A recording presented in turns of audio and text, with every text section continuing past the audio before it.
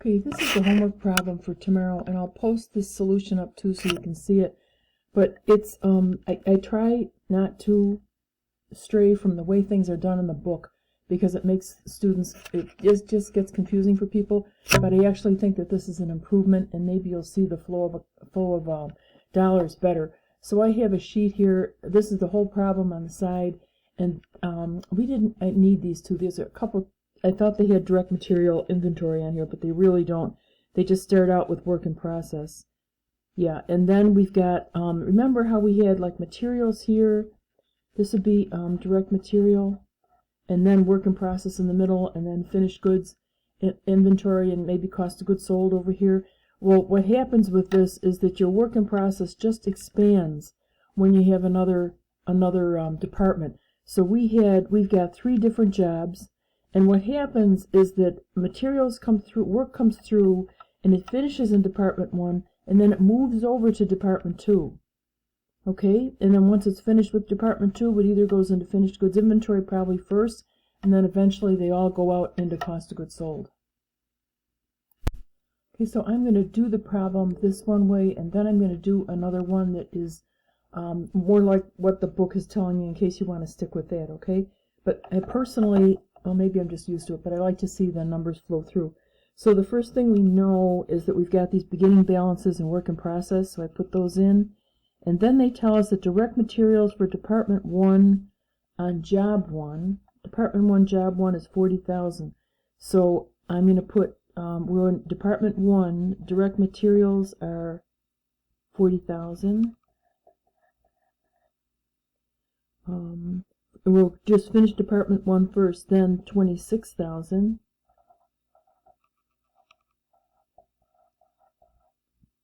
And then 50,000. Okay, all right. And then it's going to come through in Department 2. We'll see what happens. I think there's going to be some amount that's going to be transferred in. I'm going to leave that on top. But Department 2, job, we've got direct material is 5,000 and 8,000. Sorry, and 12,000.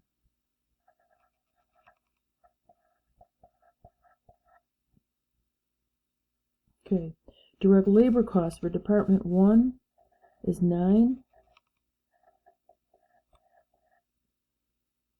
and 12 and 7. 12, 7. Department 2, it's 11.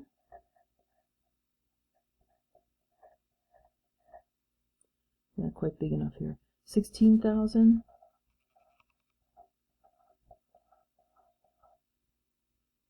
And 9,000.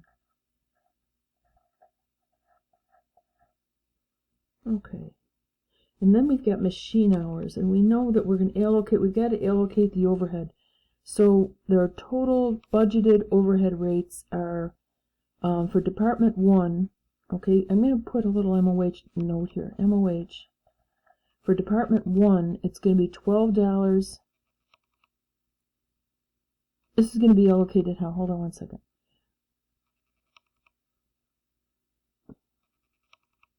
Department 1 uses a budgeted rate of $10 per machine hour, okay?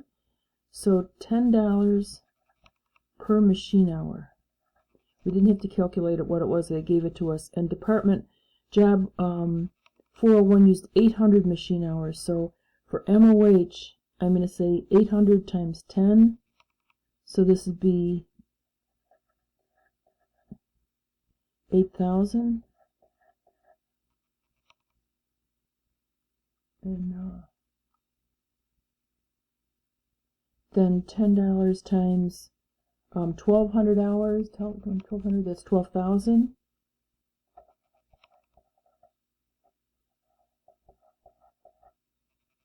And then 2,300 times $10 or 23,000.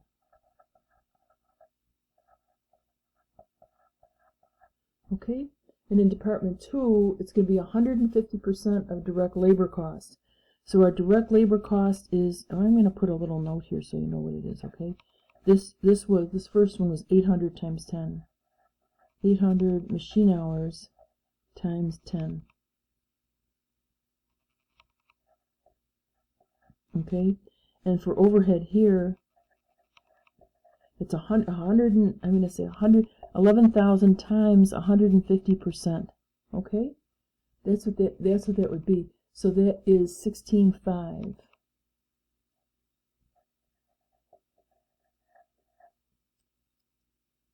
And for the next one, it's 16,000 times 150%. That would be 24,000.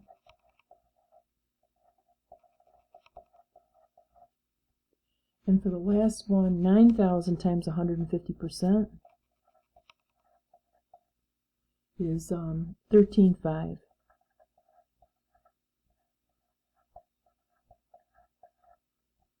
Okay. All right. Okay, I just added up some numbers here to get it done. But here is for job 401 in Department 1, they get a beginning inventory of 20,000, then 40,000 comes in, 9,000 and 8, for a total of 77,000. When this is done, it moves out of Department 1 and into Department 2. Okay, so Department 2 then adds direct material, direct labor, and then overhead in this case is 150% of the direct labor cost. Okay, there's 16,500. This is your MOH. So the total that we would have here, okay, and then I'll finish up the math on it and show you what we have. So 77, I don't know.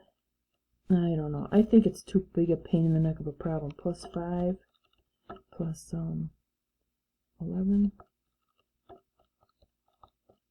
Okay, this gives us 109.5. Okay? Now I'm going to finish up the rest of this and then I'll be right back here. Okay, I finished up the math on these. So we have a total of 77,000 for job 401 and 84,000 for 402, and job 403 has $91,000 from Department 1. Okay, it finishes up and it moves over into Department 2. Okay, think it's like a sequential process. So we transferred in 77,000 worth of cost. Then they added some direct material, more direct labor, and overhead. So our total job cost here is 109.5. Okay, at this point. So then we sold this job. This job was completed, 109.5, and it moves into finished goods inventory. Then I'm going to take it out, and it goes into cost of goods sold. Okay. Then for job 402 is also completed. That's 100. Here's the 84,000 transfers in. Then we add some material, labor, and overhead to it. 132,000 is our final number. That's transferred to finished goods inventory, and then it's sold, and it moves in here into cost of goods sold. Okay. So finished goods inventory right now has a zero balance. Cost of goods sold is, what is it, 109.5 plus 132, 241.5. And let's answer the questions that we have. But I think to me this is easier to see because I can see how it times itself and it moves through. I can show you other ways to do it, but you guys have to decide, okay? Decide what you want. Am I going to give you anything this difficult on an exam? No chance. Okay, so let's look at the questions here.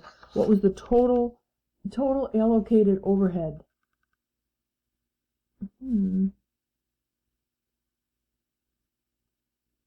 What was the total allocated overhead during 2022? So that would have been the 8,000 plus 12,000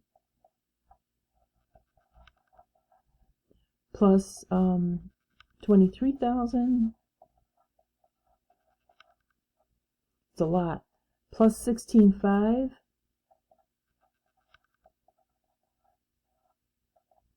plus 24 plus 13.5. Okay, let me cheat and see if I got an answer here someplace. The total allocated overhead, I've got $97,000. Yeah, that's right.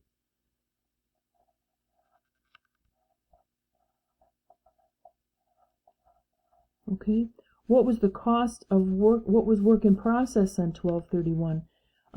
These accounts are closed out, so the only work in process that we have left is this 125.5. Okay.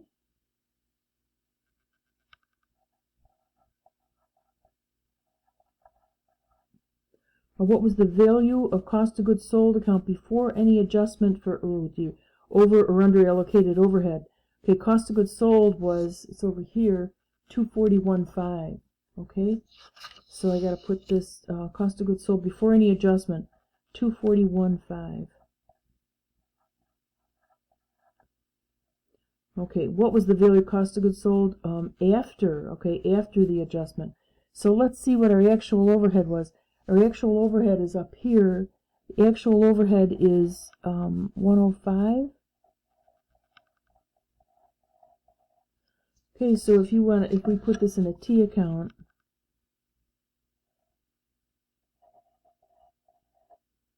our actual overhead is 105. You're going to put actual here and allocated there.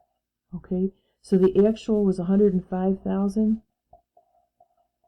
And we just figured out that we allocated 97,000. So we're $8,000 under allocated. Okay? So it was the value of cost of goods sold after any adjustment. So what we're going to do is bring this to 0. So I'm going to credit this 8,000. And I'm going to increase cost of goods sold by 8,000. And we'll just call this an adjusted journal entry. So this is 249,500. Okay? It would increase cost of goods sold because we were under allocated before. So this is what did we have here? 249,500.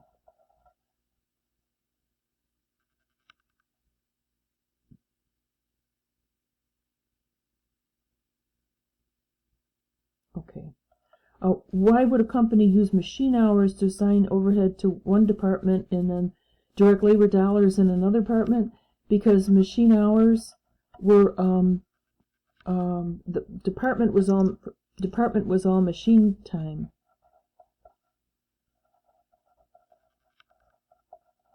All machines. So it would be a good way to allocate the overhead. And then for direct labor dollars, department was, I'm going to just say labor heavy, okay? Okay, that's who we had in there. It's a lot of work. And if the company sells them at a 20% margin, what's the selling price of job 401? Okay, so the total cost of job 401 was 109.5, right?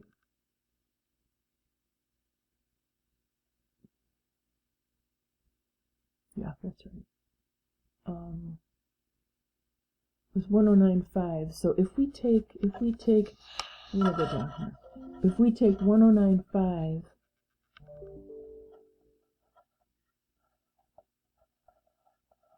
times 20%,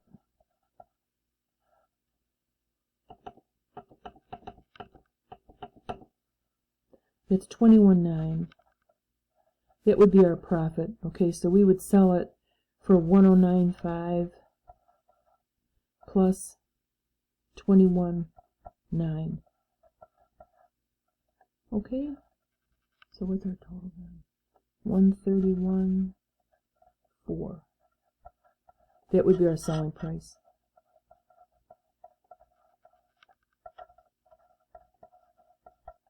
Okay, this is a pretty complicated problem. I hope it helped.